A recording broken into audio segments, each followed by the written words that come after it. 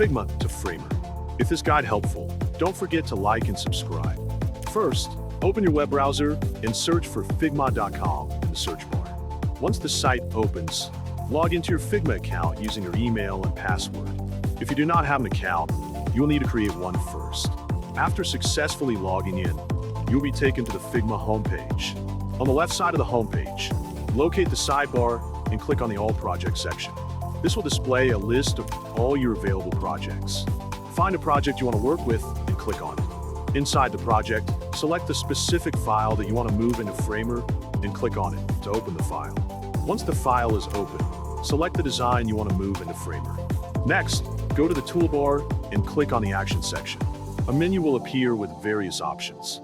In the search field of this menu, type Framer, and when the Framer option appears, click on it. A pop-up window will then appear on the screen. In the pop-up, click on Copy to Clipboard. Now, go to your Framer page, right-click on the workspace, and click Paste.